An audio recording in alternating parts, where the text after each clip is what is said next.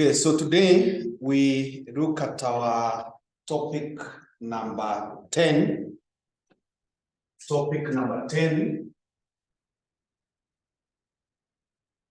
which is called auditors. Topic number 10, which is called auditors.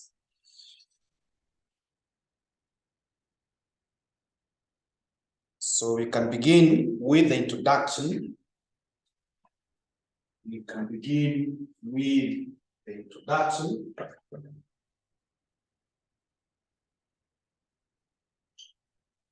With the introduction. And we write that an auditor is a person. An auditor is a person who makes an independent report. Who makes an independent report to a company's shareholders,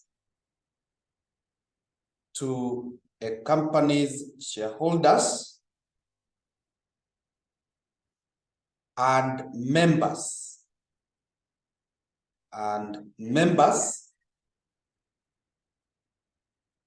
to show whether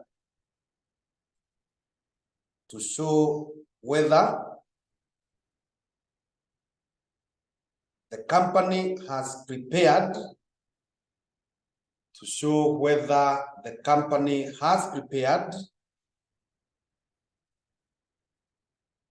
its financial statements,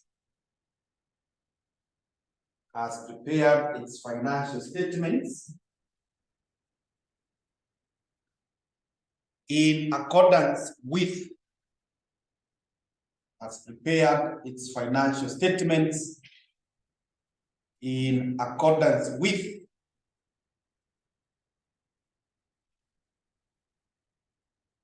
financial reporting rules,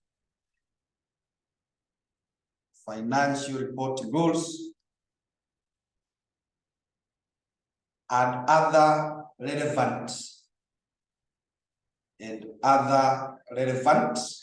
company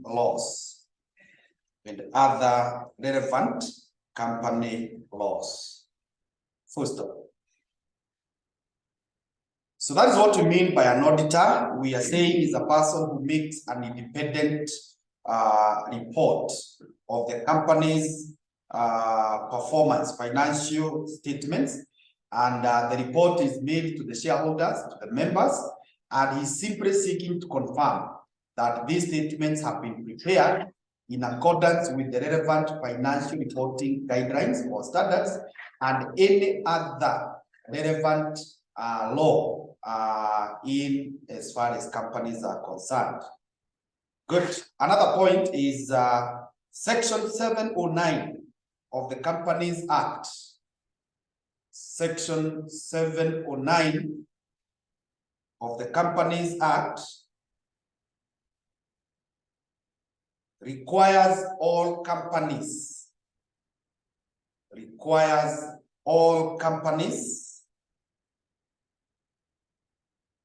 to conduct an audit,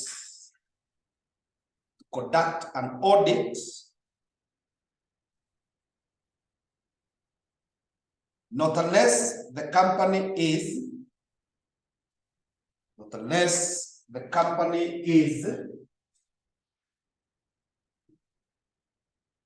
point number 1, dormant for more than one financial year. Dormant for more than one financial year.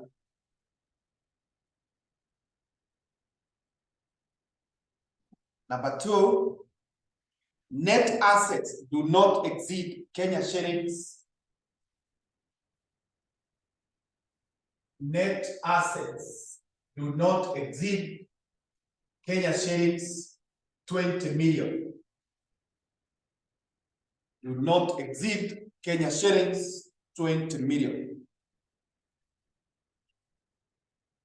And number 3, non-profit making. Non-profit making. Non-profit making.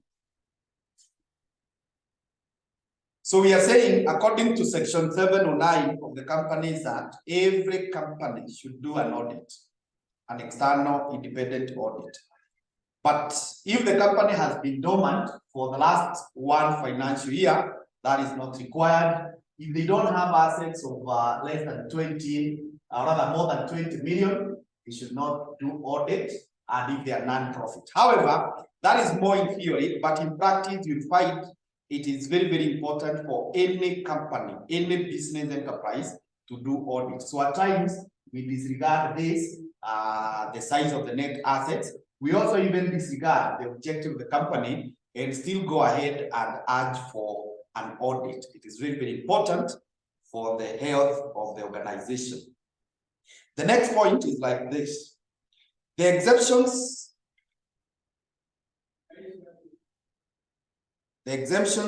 take effect. The exemptions take effect only when the company's financial statements,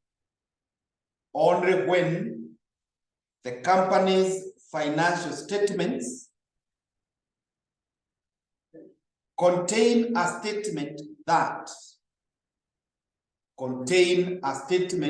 that, semicolon, and point number 1. Point number 1, the company is exempted. The company is exempted from the requirement to conduct an audit. The company is exempted from the requirement to conduct an audit. Number 2, the directors acknowledge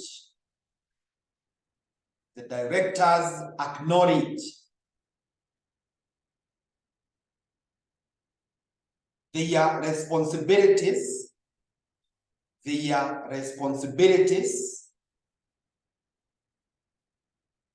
with respect to accounting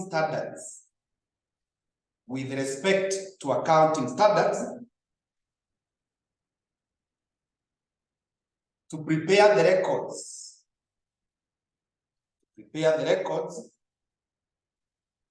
and financial statements. The directors acknowledge their responsibilities with respect to accounting standards, to prepare the records and financial statements. Number 3, the company members have not required. The company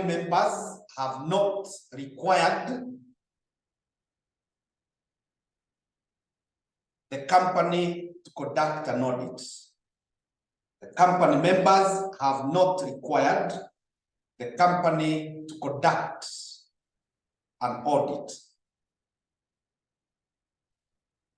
So what we have said is that if you have been exempted to do audit, and we have said it is only when you are dormant, or your assets are less than 20 million, or you are a non-profit, then the statements that you provide should contain a very clear clause, or a very clear statement that, number 1, you have been exempted from conducting an audit, and number 2, the directors, they take responsibility.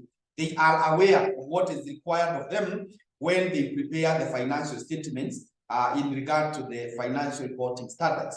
And then you must also tell us that the members of the company have not requested that the company undertakes an audit.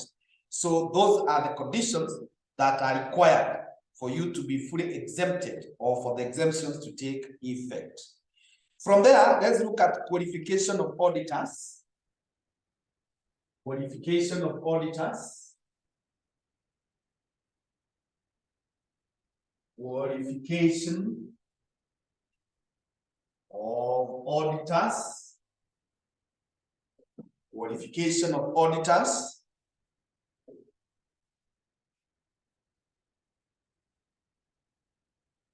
We write that a person is eligible for appointment. A person is eligible for appointment as an auditor of a company,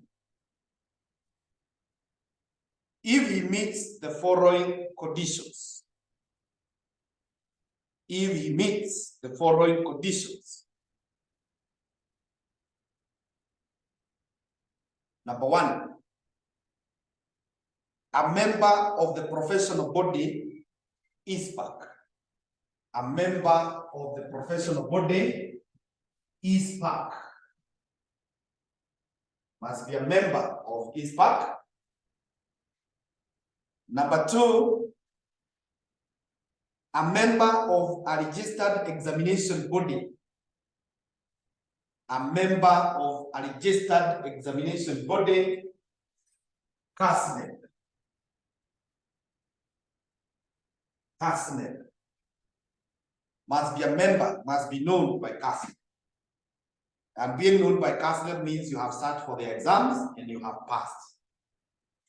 Number three, authorized by registrar of companies. Authorized by registrar of companies. Authorized by registrar of companies is a person with sound qualifications. Is a person with sound qualifications. So that means the registrar has satisfied that you have the qualifications, even forming yourself into a company. Like you start saying Kimani and Company advocate, not advocates, but auditors. So when you form that company, the registrar must certify that you have the necessary qualifications. Not only academic, but also other requirements. Number four is has practiced in Kenya. Has practiced in Kenya as an accountant. Has practiced in Kenya as an accountant after 25th of May of 1959. Has practiced in Kenya as an accountant after 25th of May of 1959. So you must have done some accounting from this time. Not necessarily that you began then, but any period after here, you have been an accountant. Number five, licensed by ISPAC to practice as an auditor. Licensed by ISPAC. Licensed by ISPAC to practice as an auditor. So those are the requirements that if you want to become an auditor, you must be a member of ISPAC, you must be a member of CASNEB, you must be certified by the registrar of companies, you must also have practiced. You don't just graduate and then you go to become an auditor, you must have some experience. If you look at the Accountants Act, it specifies the years and what is required for the experience. And then ISPAC must give you a practicing certificate, which is renewable every year. Okay, let's now look at appointment of auditors. Appointment of auditors. Appointment of auditors. Appointment of auditors.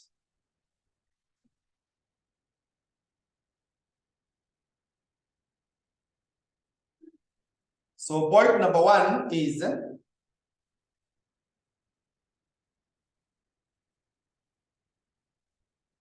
auditor is appointed for each financial year. An auditor is appointed for each financial year. An auditor is appointed for each financial year. Point number 2. The deadline for making the appointments, is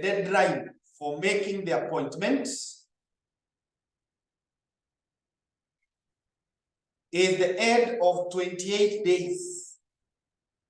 The deadline for making the appointment is the end of 28 days. From and including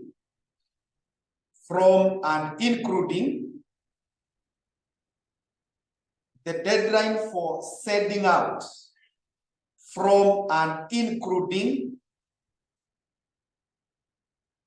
the deadline for sending out copies of the annual financial statements, copies of the annual financial statements of the company for the previous financial year.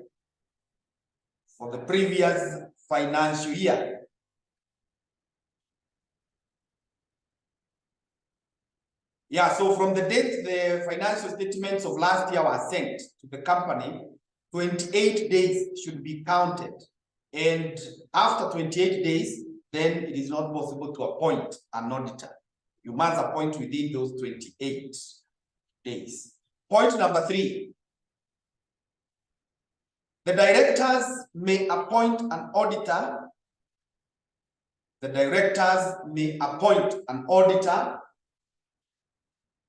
Semicolon, and point number 1. Semicolon, and point number 1. Anytime before the first deadline. Anytime before the first deadline to appoint auditors. Anytime before the first deadline to appoint auditors. That is now when the company is new. Okay, number 2, following a period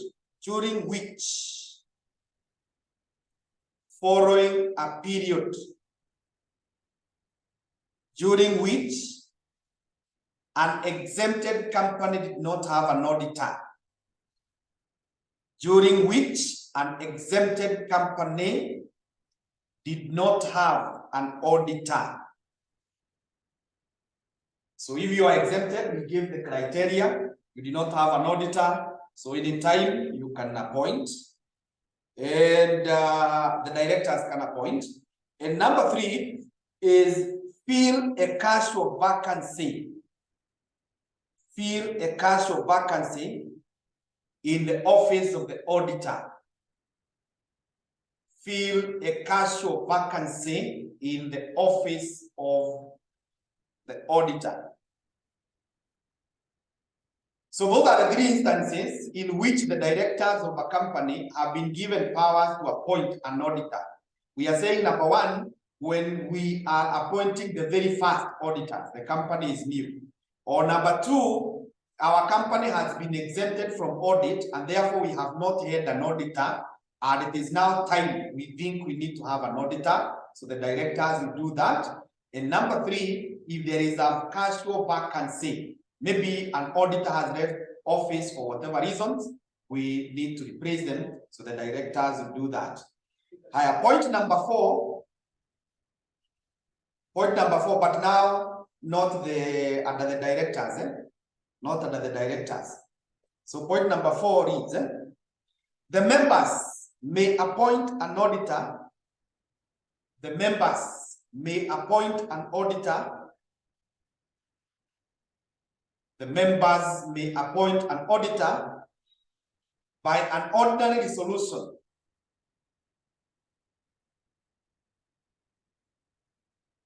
By an ordinary resolution,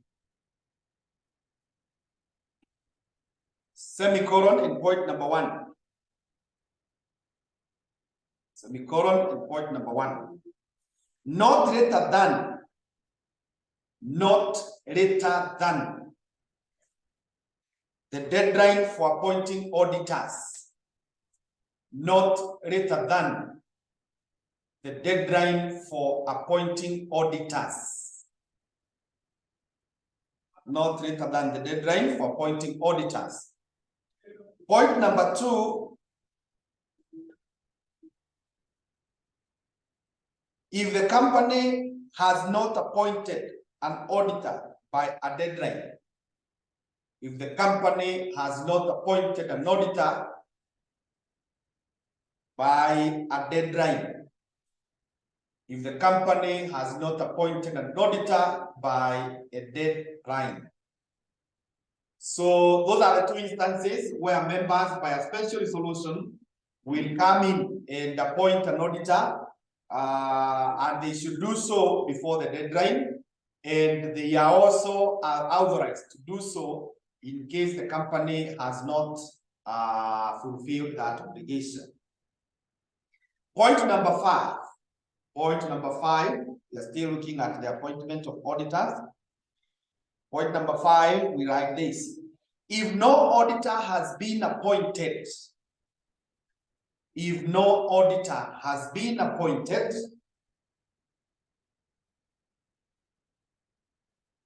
if no auditor has been appointed within the period of appointing the auditors,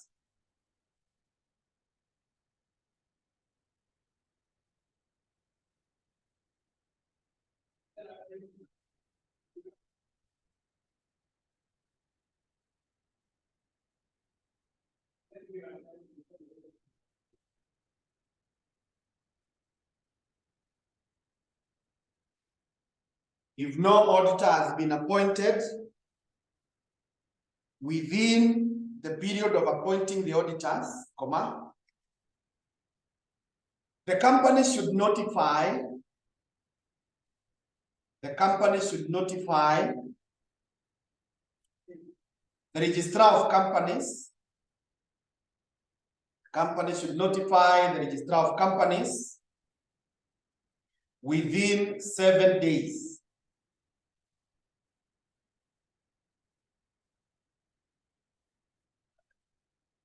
Within 7 days. Full stop. Still on the same point, we write that the registrar shall appoint an auditor.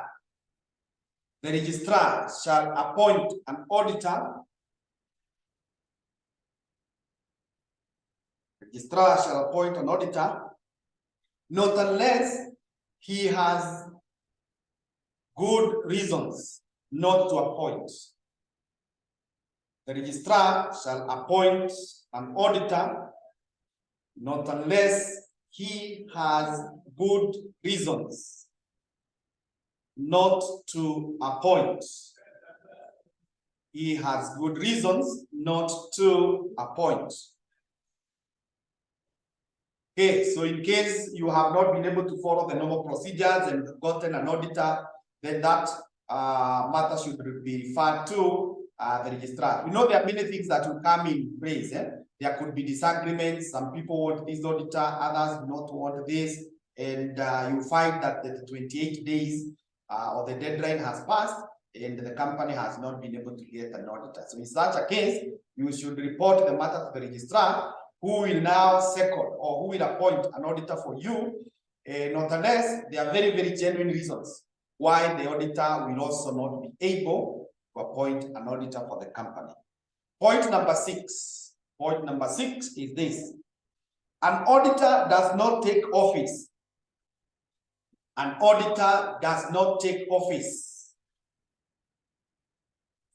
until any previous auditor. An auditor does not take office until any previous auditor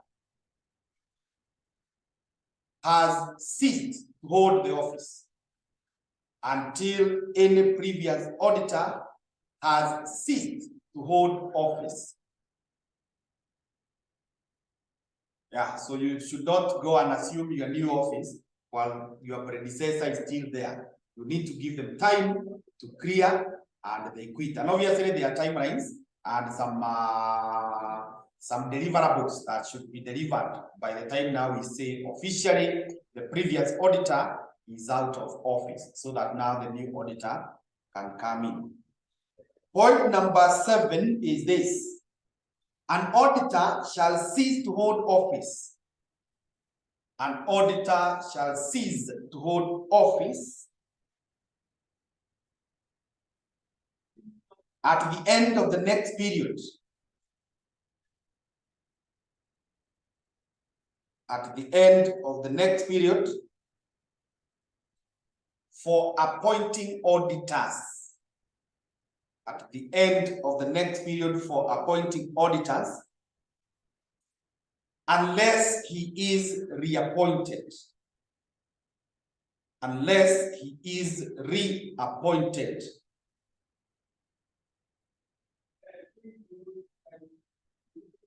So what we have said is, the previous auditor should submit the statements within a particular period of time. After the deadline, 28 days are taken for us to appoint an auditor. So within those 28 days, the previous auditor is still in office. It is only at the end of that period, that 28 days, that he is deemed to have ceased office.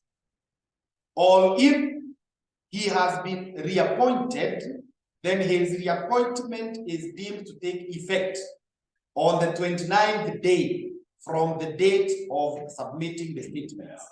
Remember, we have said an auditor should be appointed for every year, but that does not mean we keep on changing the auditors, but there should be renewal of the appointments, or there should be an impression that this is a new appointment. Point number 8. Point number 8. If no new auditor has been appointed, if no new auditor has been appointed,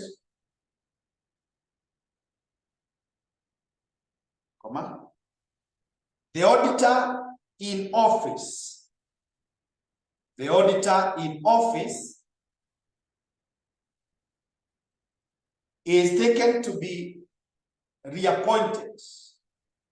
The auditor in office is taken to be reappointed unless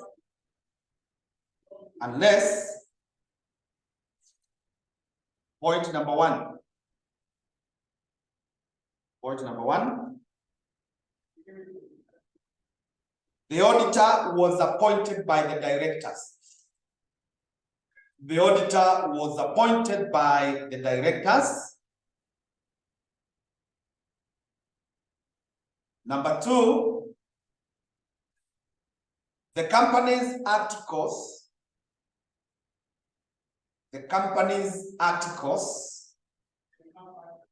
require an actual appointment. Require an actual appointment.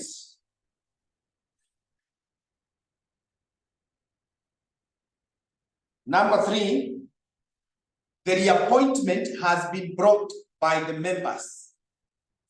The reappointment has been brought by the members. Has been brought by the members. Number 4 is members have resolved. Members have resolved that the auditor should not be reappointed.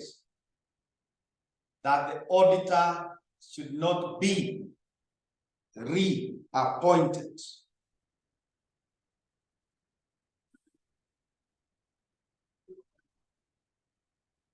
And number 5 is that the directors have resolved. The directors have resolved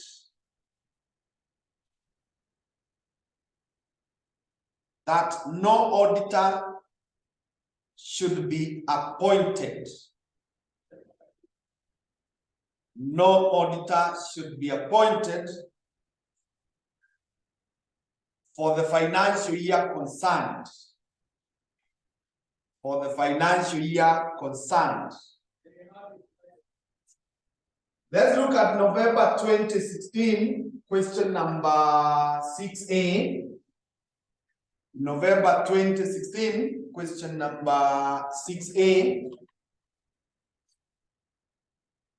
November 2016, question number 6A, inasema, the Companies Act provides that if no auditor has been appointed by the end of the next period for appointing auditors, any auditor in office immediately before that time is taken to be reappointed at that time. First of all, with reference to public companies, summarize 5 exemptions to the above provision. So we have said that if the auditor was appointed by directors, he's not eligible for reappointment. He should have been appointed by members.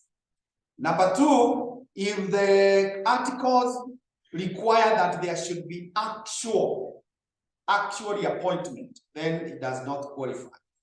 Or members have brought the appointment of that, the appointment to that auditor, or they have resolved that there should be no reappointments. Members have resolved.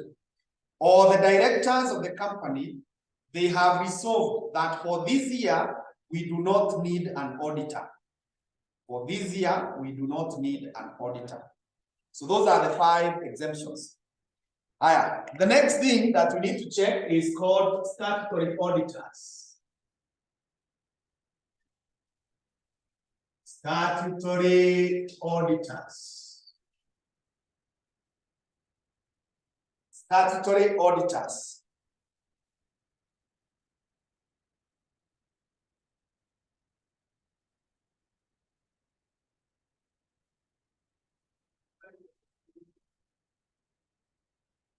Statutory auditors, and we write that a natural person or a company, a natural person or a company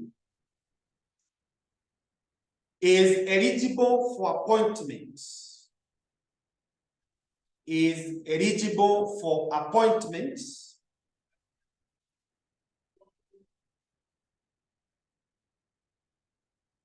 as a statutory auditor,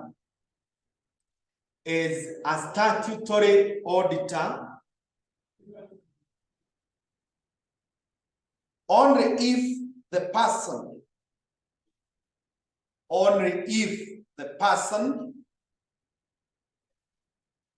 or each partner of the firm, only if the person or each partner of the firm, semicolon, in point number 1. Semicolon in point number 1. Is a holder of a practicing certificate. Is a holder of a practicing certificate. Is a holder of a practicing certificate issued under section 21. Issued under section 21 of Accountants Act number 15. Of Accountants Act number 15 of 2015. Is the holder of a practicing certificate issued under section 21 of Accountants Act number 15 of 2015. And number two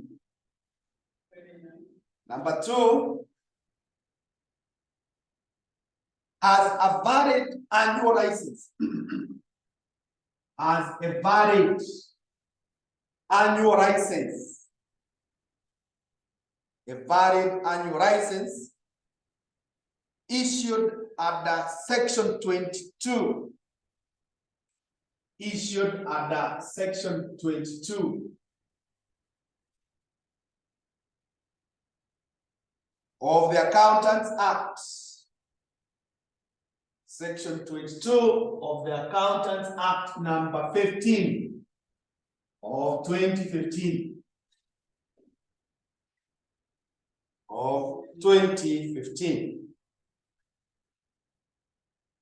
And let's look at this question of May 2021.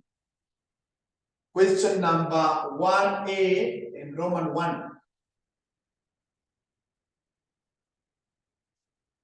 May 2021. May 2021. Question 1A in Roman 1.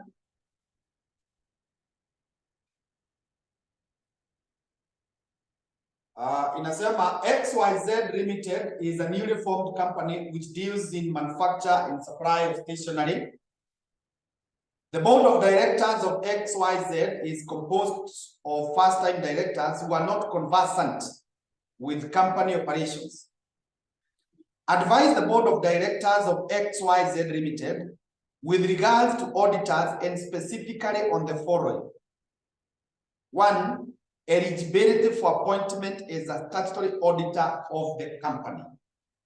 So we are saying for you to be appointed as a statutory auditor, then you must be holding a certificate and you must have a valid license.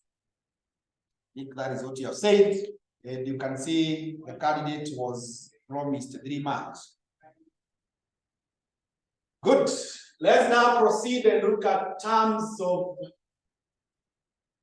audit appointment. Terms of audit appointment.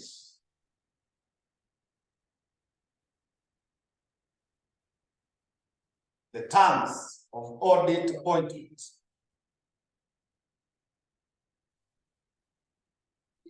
There are 2 points. Number one,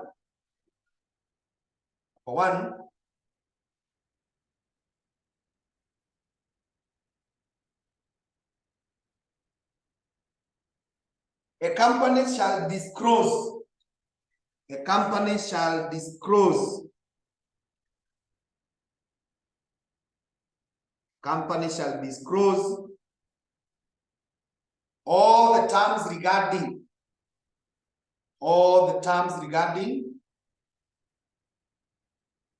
the appointment, all the terms regarding the appointment, responsibilities, and remuneration of the auditor. Company shall disclose all the terms regarding the appointment, responsibilities, and remuneration of the auditor.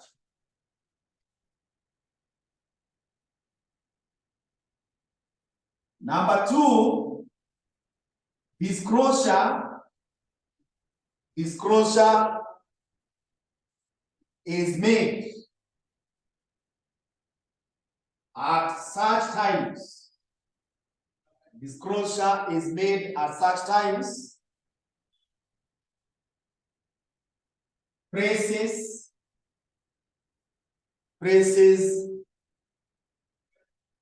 and means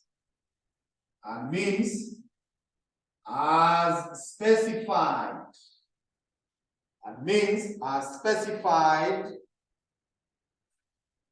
By regulations.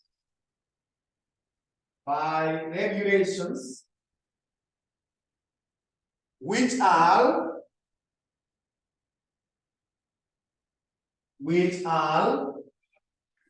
Roman 1.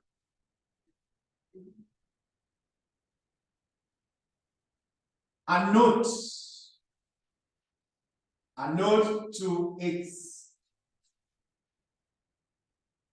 annual financial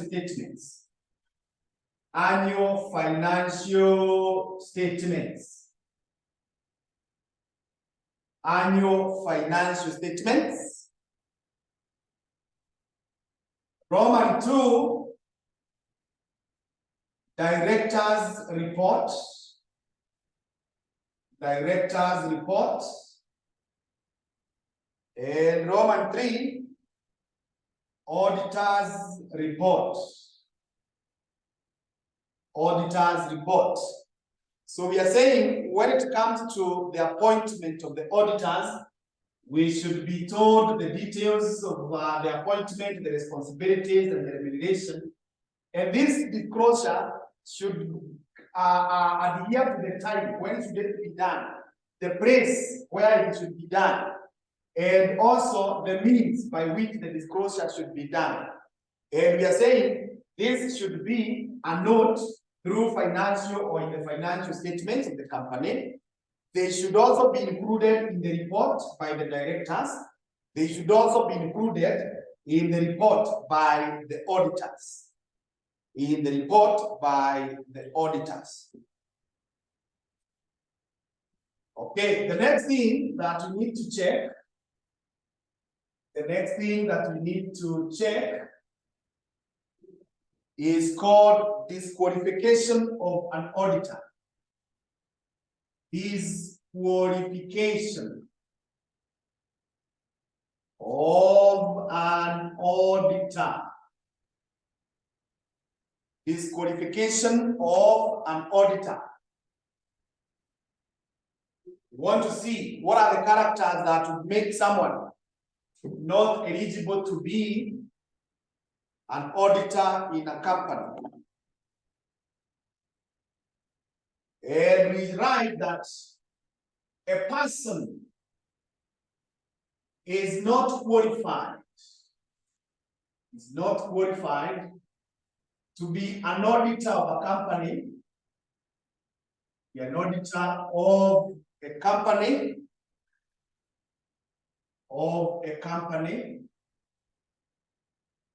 if he is, point number 1, a person of unsound mind. A person of unsound mind. Number 2, undischarged bankrupt. Undischarged bankrupt.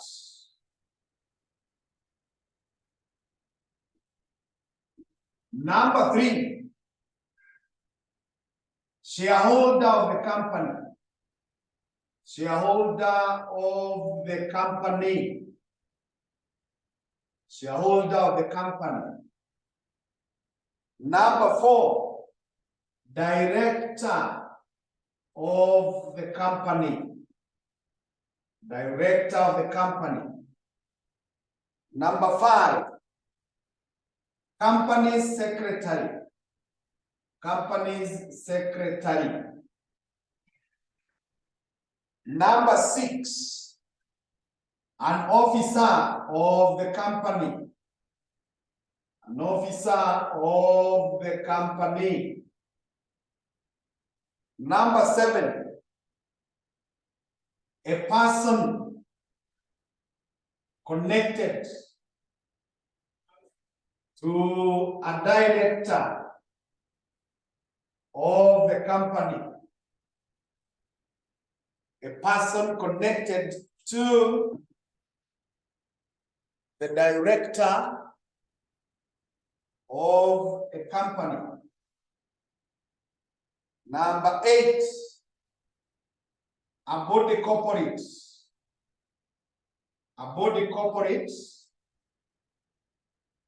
with unlimited liability. So those are the disqualifications. Someone who is of these characters is not fit to be an auditor. The person does not have sound mind. That should not be an auditor. The person is a bankrupt who has not been discharged. he has not fully repaid his obligations. So bado ako kwa CRB. The shareholder of a company, a director of a company secretary, an officer, all these persons, actually even persons connected to the directors, those people who have a close association with the company cannot be auditors of that company. And a body corporate with unlimited liability. So you can check these two questions. May 2019, question number 4A.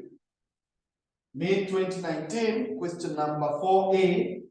And the question of December 2022, question 6C. So take a few minutes and look at it. Coming.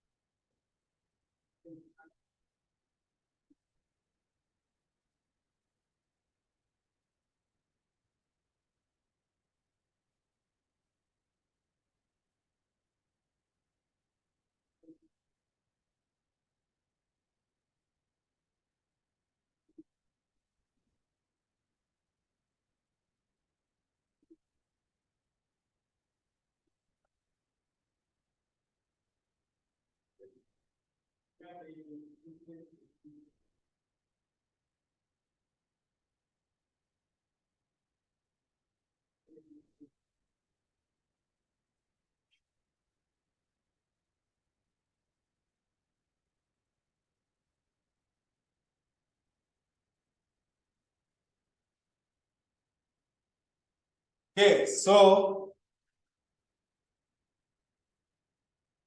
I think that is good. Let us now look at removal of an auditor.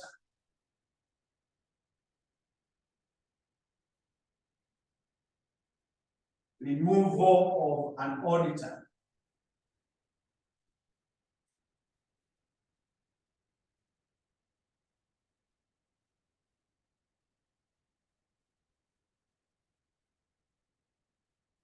At what point can we remove an auditor? Removal of an auditor. Removal of an auditor. So point number one is that a notice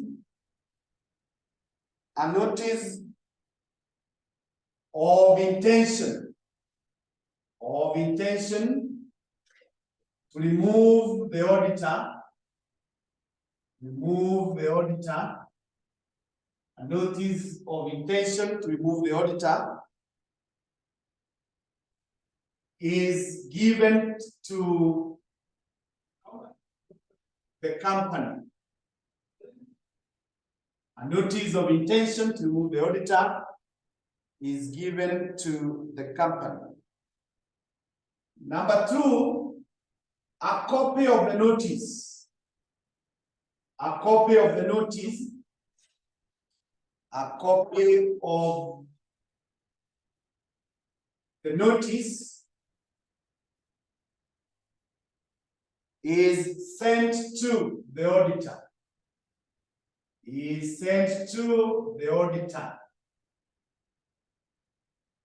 Copy of the notice is sent to the auditor. Number three, the auditor may choose to make a written presentation. May choose to make a written presentation. A written presentation to the company. A written presentation to the company. And requests the company to notify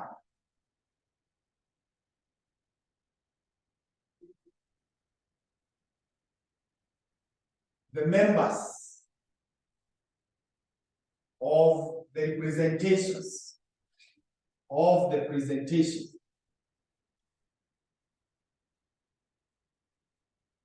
Point number 4.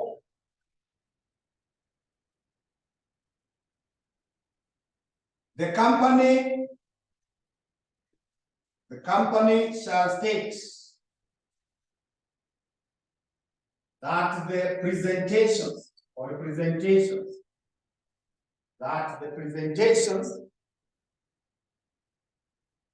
have been made. The presentations have been made. And send a copy to every member. And send a copy to every member. Full stop. Still on the same point is that if the copies are not sent,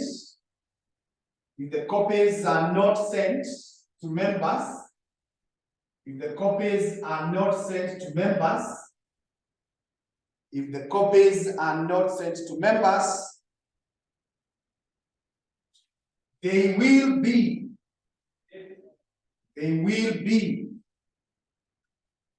read out in the meeting. They will be read out in the meeting unless it has been confirmed.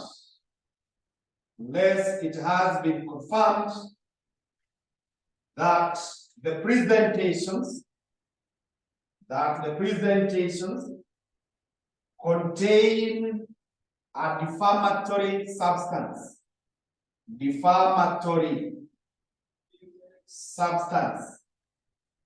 Contain a defamatory substance.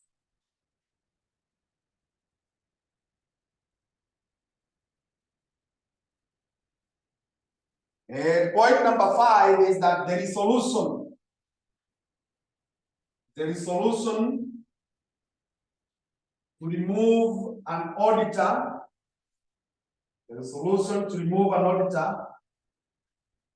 should be wrote with the registrar of companies.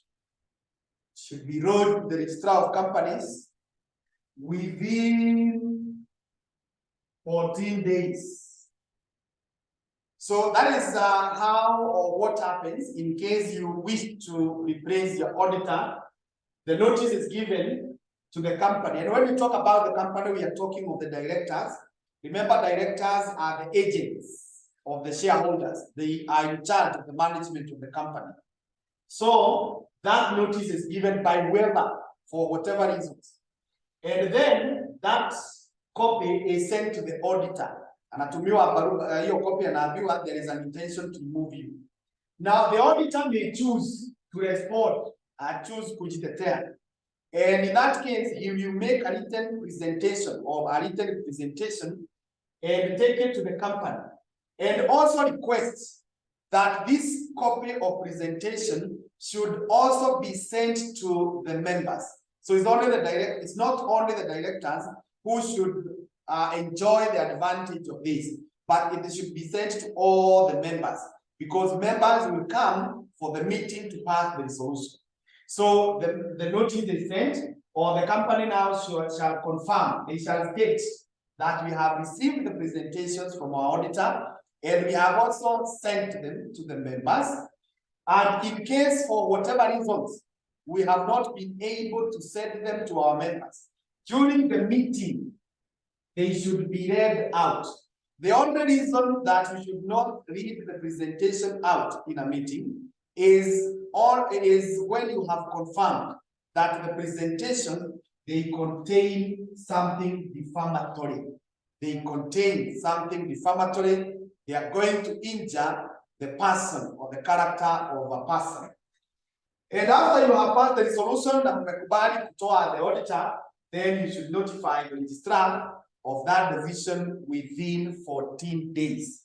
The registrar should be notified of that decision within 14 days.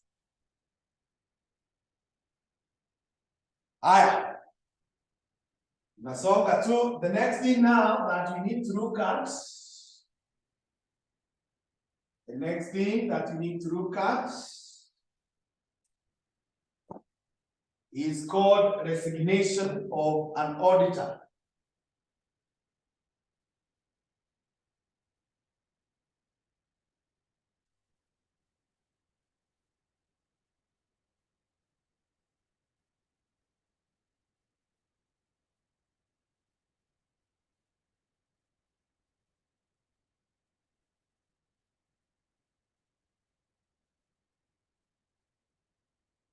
Resignation of an auditor.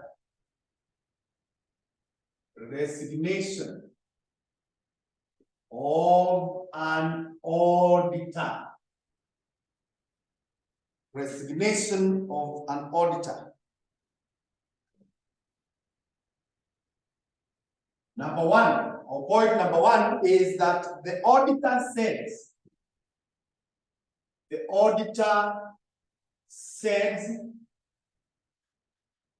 a notice to resign. A notice to resign to the registered office. The registered office of the company. The auditor sends a notice to resign to the registered office of the company. Number two, the notice is only valid if it is accompanied. If it is accompanied by the statement by the auditor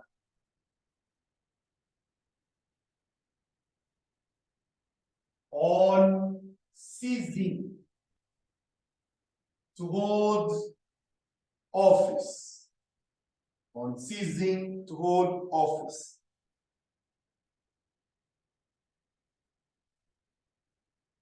On ceasing to hold office. The statement details the circumstances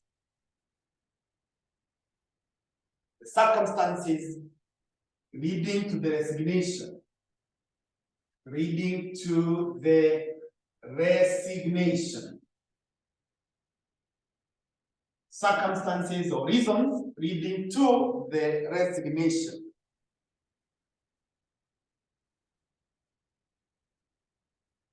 And after that, the term of office ends, on the date the notice is wrote. The notice is wrote or on such a date as specified in the notice. As specified in the notice. So we are saying if you are an auditor and you want to resign, what you need to do is you send a notice to the company and you said to the registered office that I want to resign. And this notice should be accompanied by a statement that clearly spells out the reasons why you have thought of the resignation, why you no longer want to continue being our auditor. That's what you're calling the statement by the auditor.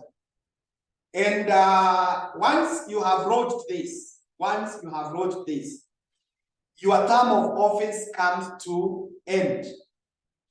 Not unless you have sent the notice today on 23rd of February 2023, but you are saying I will be resigning on 17th of April 2023. So if you have specified when you will resign, then that is when it takes effect. However, this is more easy said than done, because the moment someone has given us a notice of resignation, we should release the person. Not unless the person is so good that we feel we need to keep them, we need to bebereza them, or not unless it is not easy to get a replacement quickly. But the moment anyone indicates that they want to go, you should release them. Actually, that is a concept I use in my dealings with people. Anytime I am in a relationship with anyone for whatever reasons, and they send a signal that they would want to move out of the relationship, I don't hesitate. I want to release that person.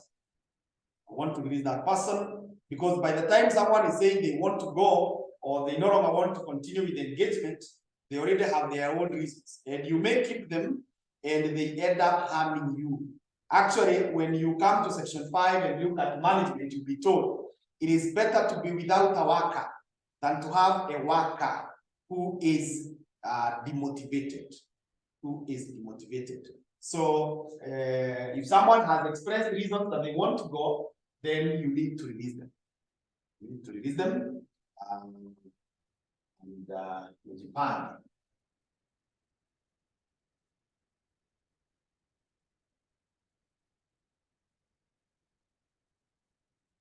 The next thing is called rights of a resigning auditor. Rights of a resigning auditor. If you are resigning, what are your rights? The rights of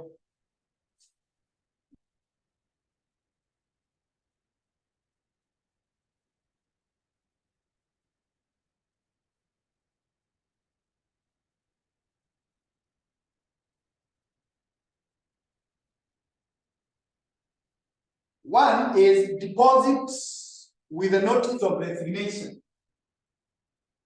Deposits with the notice of resignation. Deposit with the notice of resignation. Assigned requisition. Assigned requisition. Assigned requisition. Calling on the directors. Calling on the directors. Calling on the directors to convene a general meeting. Convene a general meeting. Convene a general meeting.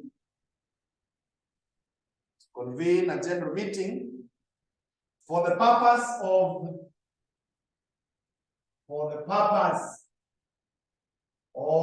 receiving for the purpose of receiving and considering. The purpose of receiving and considering such explanations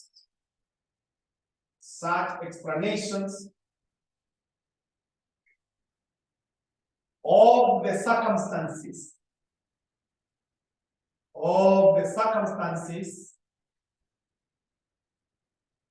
circumstances connected with the resignation. So that is a right.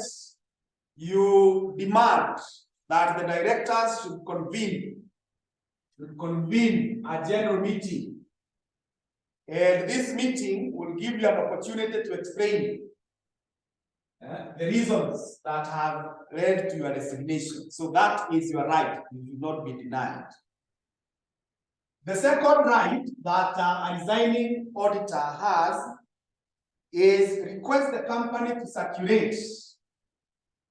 Requests the company to circulate. Request the company to circulate to all the members.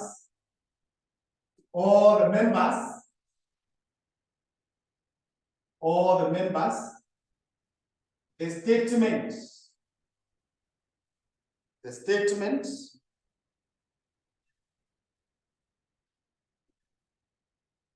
of the circumstances connected with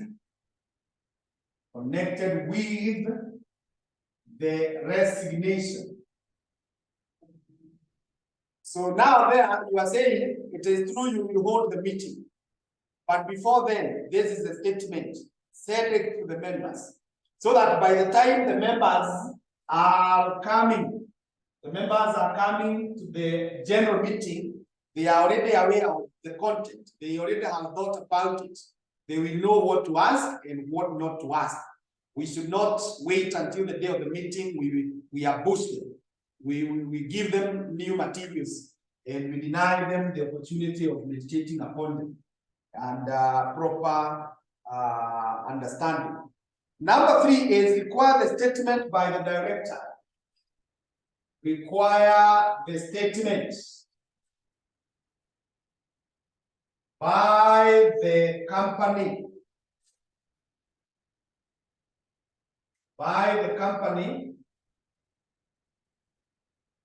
About the resignation to be read out at the meeting. You know, when the auditor gives a statement and a notice of resignation, the company will also respond, because quite often there will be reasons, and most of these reasons will be disagreements with the management. Maybe the auditor is saying he has been frustrated. So the company should also be given an opportunity to respond. So when they respond, that statement of the response should be sent to the members, so that the members now will have 2 sets of information. The statement of the auditor, the statement of the company. They read both, they corroborate the materials, then they make the decision based on the 2 sources of information. So the members should not just be subjected to one side.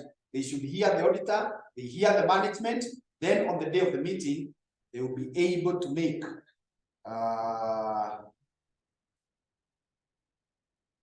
the correct decision.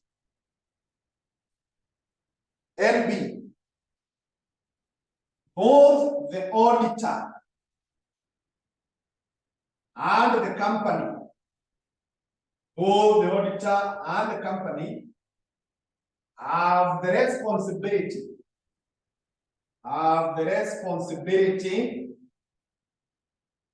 to inform the audit authority the audit authority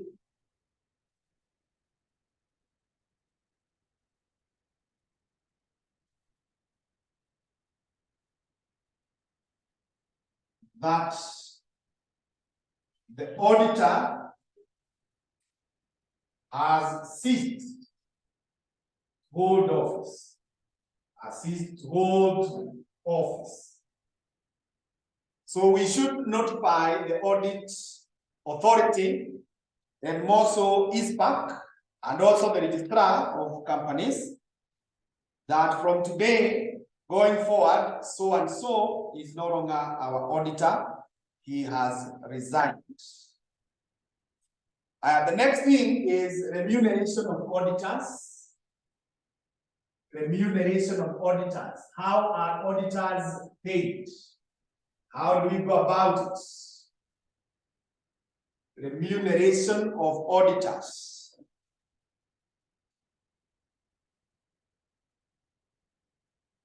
Remuneration of auditors. Remuneration of auditors.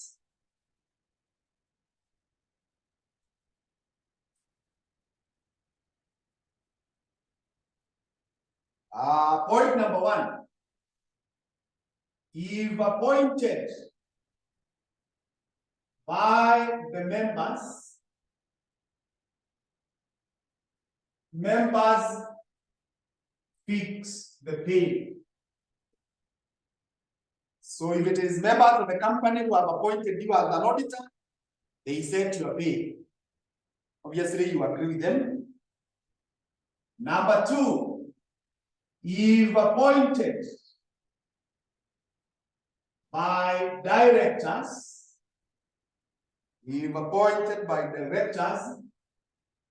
the same directors set the pay.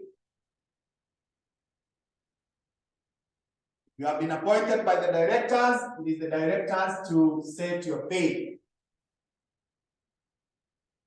If appointed by the registrar, if appointed by the registrar of companies, if appointed by the registrar of companies, he receives a reasonable pay from the company which pay has been set by the registrar of companies. So if it is the registrar who has appointed, remember we said if the company has failed to appoint an auditor, the registrar can come in and appoint an auditor. So the registrar will also set that pay, and it is the company to pay. It's not the registrar that will pay, but the company for whom the auditor has been appointed will be required to make the payment. And in case of reappointment,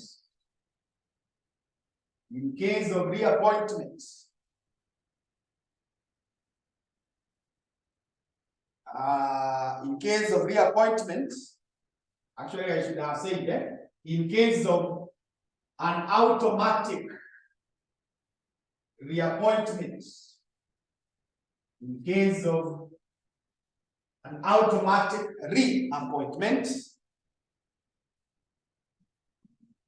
the pay for the previous financial year, for the previous year, will apply in the new year.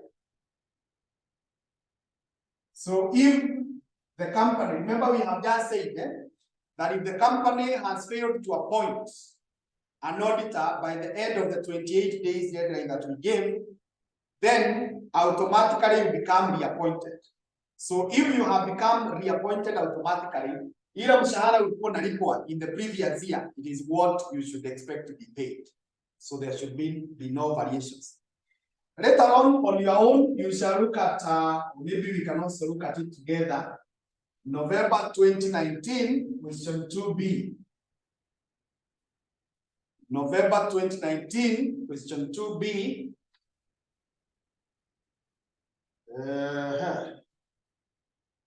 November 2019, question 2B inasema, with reference to external auditors, highlight 4 ways in which the remuneration of the company auditor might be fixed.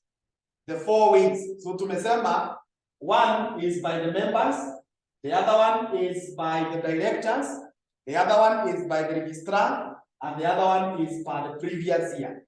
So those are the 4 ways. Those are the 4 ways in which the remuneration can be set. The next thing is called duties of an auditor. Duties of an auditor. What are the duties that an auditor should execute? If you are appointed as an auditor, what is it that you should do in the company? Duties of an auditor. Duties of an auditor. Number one. Number one is make himself or herself well acquainted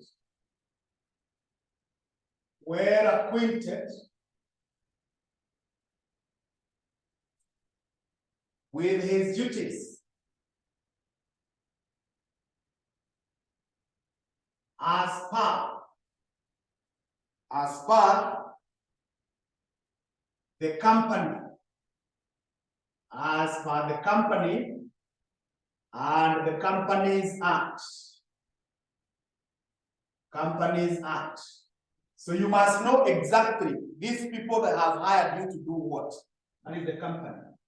And on what they have hired you to do, what then does the Companies Act say? Must comply with that. You must be well acquainted. You must be very familiar. You must be very clear in your mind as a duty. Number two is make a report to the members of the company. Make a report to the members of the company. Make a report to the members of the company on the accounts examined by him. Examined by him. So once you have done your audit, you have examined the accounts, you should give us your report, and the report is supposed to be given to the members. Supposed to be given to the members of the company, so that they know whether the fellows they put there as their managers, as their agents, are doing the right thing. And number three, after you make the report, number three is certify statutory reports. Certify statutory reports. Certify statutory reports as correct. As correct. Only after at least. Only after at least 2 directors have certified the report as correct. In one of our recent lessons, we came across the statutory meeting, and we said this meeting is held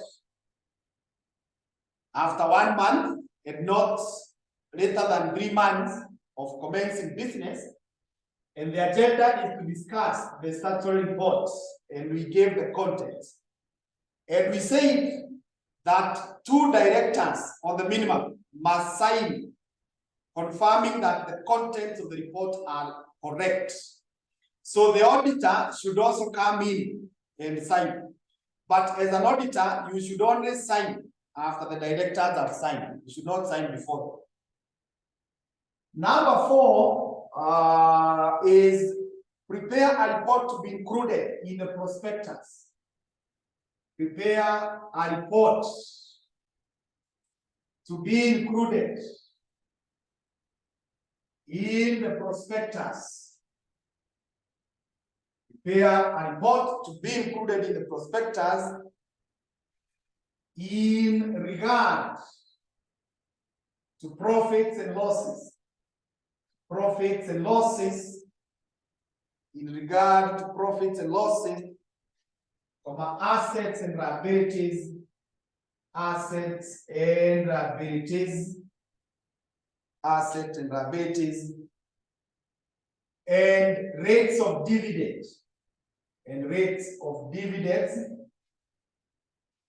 rates of dividends of the company. I expect that you remember when we covered the topic on shares, we say the prospectus is a public or is an invitation to the public to buy shares of the company.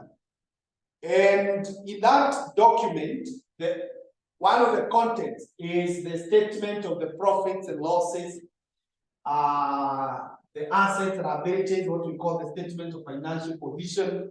You should tell us the rates of dividend, at least for the last 5 years. The company has been in existence for more than 5 years. At least capture the immediate last 5 years. So the auditor should prepare that report and ensure that it is very accurate. Next is ensure that audit is carried out.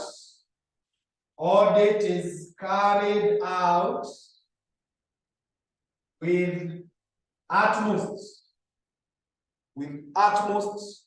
professionalism. Professionalism, integrity,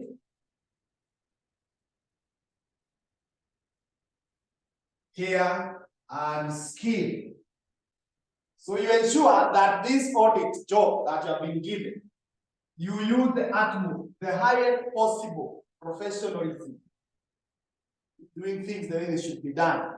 Use integrity, issues that will require your subjective judgment. Judge them in a fair way, in a moral way. Exercise care, exercise skill in doing this. Number 6 is give professional advice. Give professional advice. Give professional advice.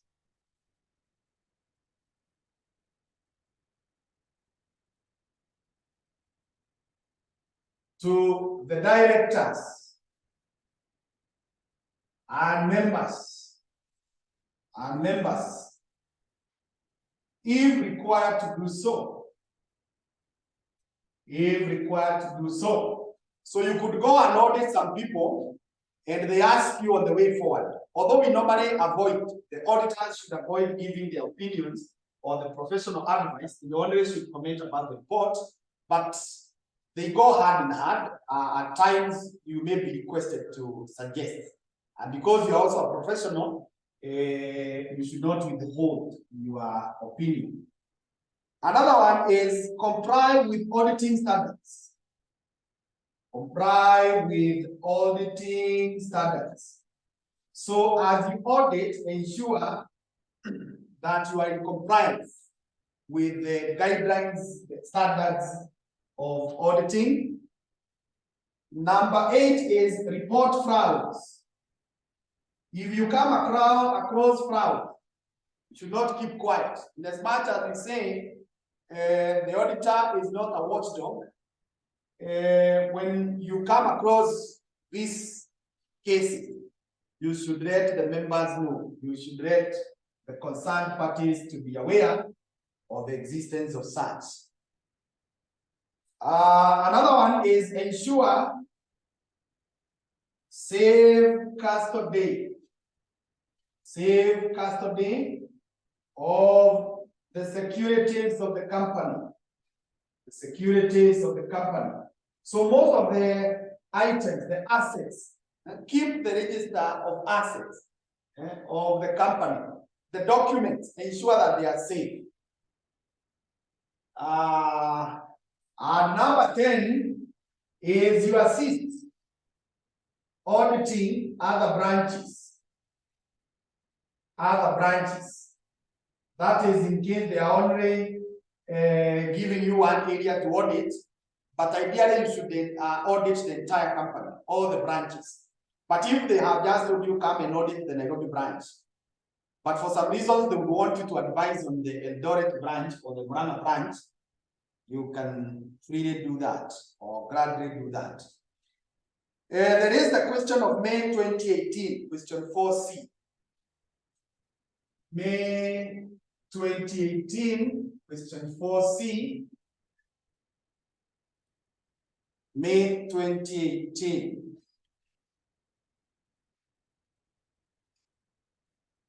Question 4C. Inasema, explain the duties of the company auditors under the following subheadings. Duties to the company and duties to the general public. So I believe you can be able to look at the duties that will be to the general public. Like now, this one of the fraud is the general public, even this one of the standards. Then there is what else? The report of the prospector. This is also to the general public. Even this one is attributed to the general public. Then all these others, they are also due to the company. All of them, including the ones I've said they are for public. But you can still try to separate them. What do they do to the public? What do they do to the company? But basically, that is how you're supposed to look at it.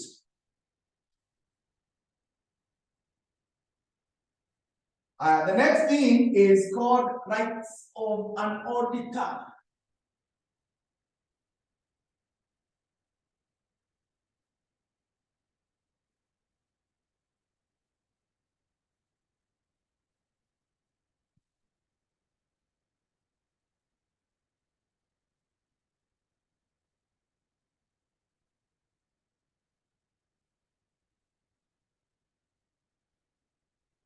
Rights of an auditor.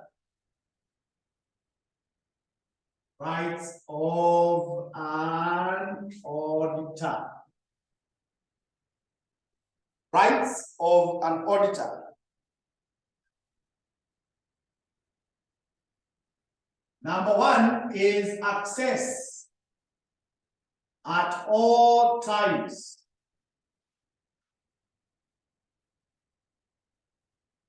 The company's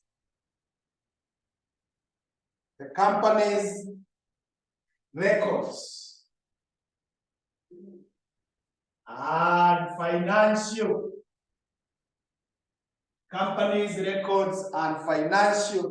statements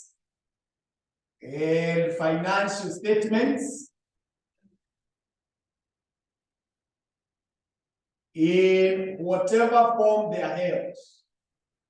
In whatever form they are held. So if you are an auditor, you have a right to access at any time the records. So we are not only concerned with the financial statements, the records, the list of directors, the signatories, any correspondence with the bank or whoever. You have the right to access them. And in whichever form they are held. If they are soft copies, you should access them. If they are hard copies, you should access them. If they have been kept in the bank for safe custody, remember that is one of the roles of banks. You should be given access to those documents. Number 2 is require explanations. Require explanations as he thinks necessary. as he thinks necessary for carrying out his responsibilities. So as an auditor, you should ask for explanations.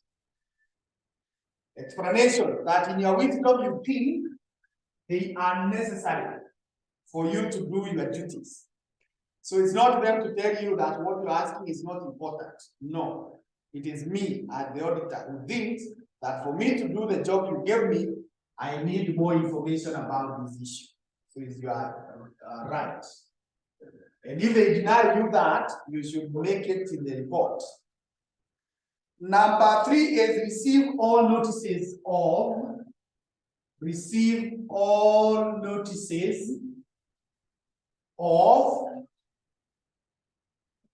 and other communications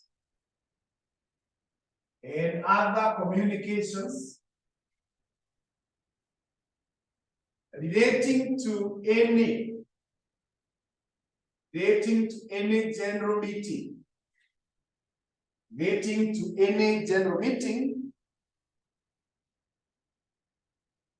which a member of the company is entitled to receive. So we are saying, in case the company intends to hold a meeting, a general meeting, we discussed the issues of meetings and we said what should be sent to members. So all these notices and any other communication, any attachment, any annexure, it should also be given to the auditor. It's all right. Number 4 is attend any general meeting. Attend any general meeting of the company. So you should not be denied right of entry to the meeting. You should be allowed to get there as an auditor. To be heard at any general meeting. Be heard at any general meeting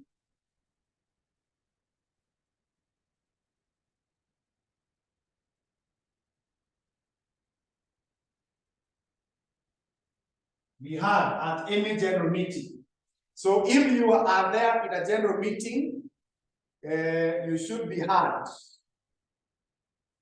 Obviously, on issues that are relevant. Maybe I need to specify that. To be heard at any general meeting that the auditor attends.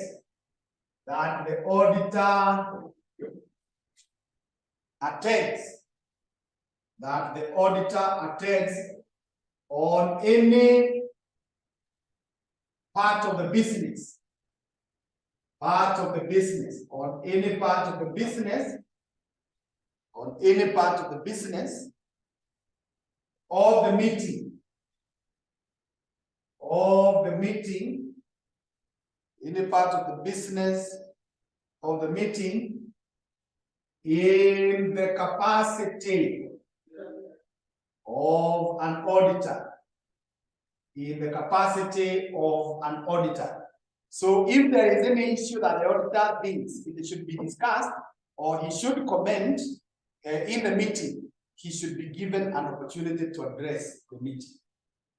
Number 6 is seek professional advice. Seek professional advice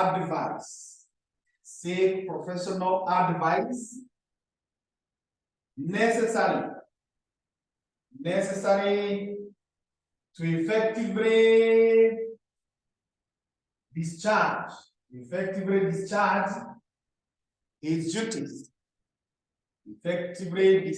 his duties. Now, in your audit career, you'll be coming across some things that are technical. Maybe you are auditing a pharmaceutical company. You are not a medic, so there are things you will not understand. There are machines you will not understand. You're not an engineer. And maybe you need to allow depreciation, you need to know whether they should be written off, all those kind of things. So you require a professional advisor who will come and tell you,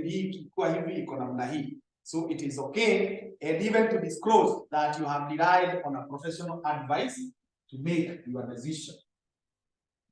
Number 7 is receive a fair remuneration for his service.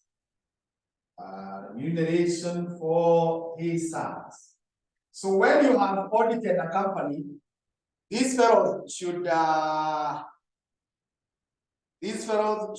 pay you. They should give you the money that you are entitled to.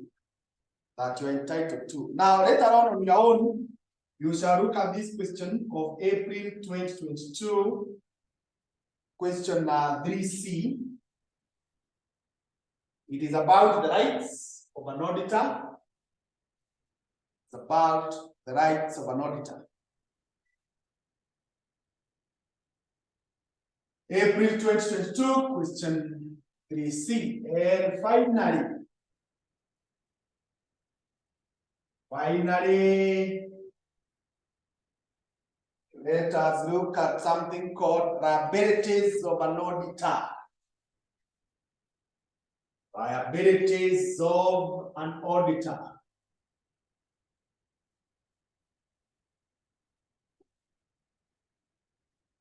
Liabilities of an auditor. Liabilities of an auditor.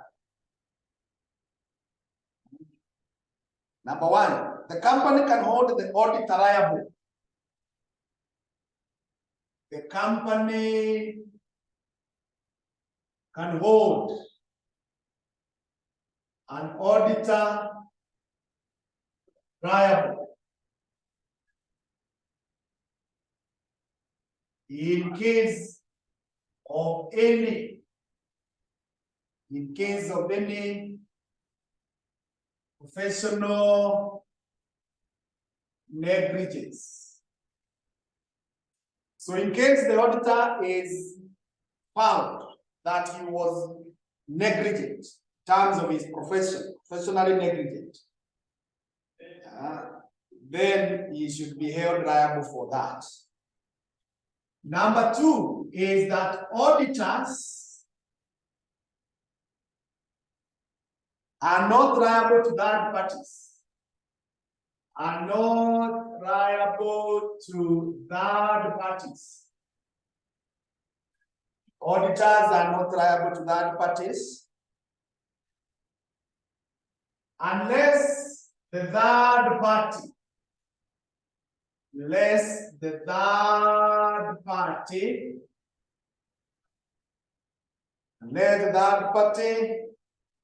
can prove that semicolon in Roman 1. They're not held liable to that by third parties, nevertheless, they prove that there was a special relationship. There was a special relationship.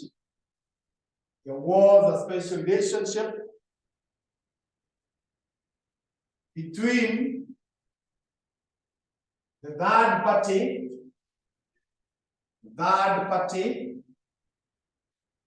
and the auditor.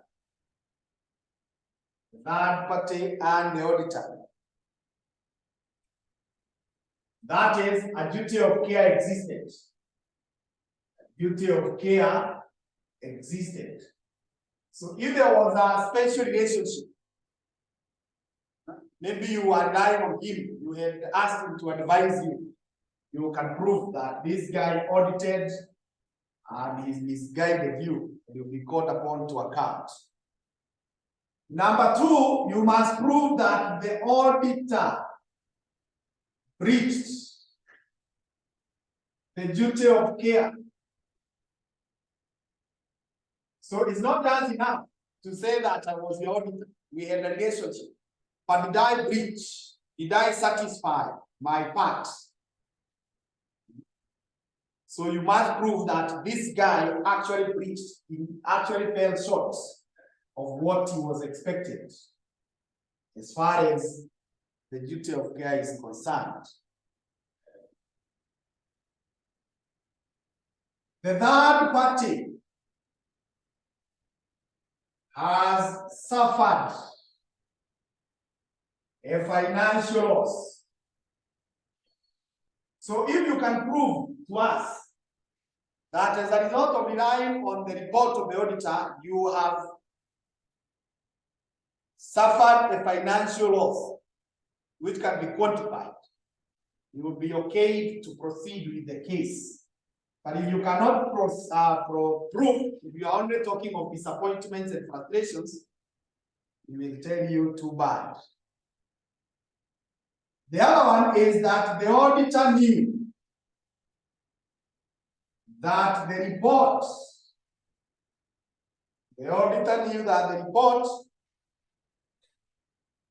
was to be relied upon, by the third party. So if you can prove that this auditor was aware that I was to use these reports, then again, that gives you a ground to accuse him. So that brings us to the end of our today's lesson. Thank you so much for attending. We hope to pick up from there in our next lesson.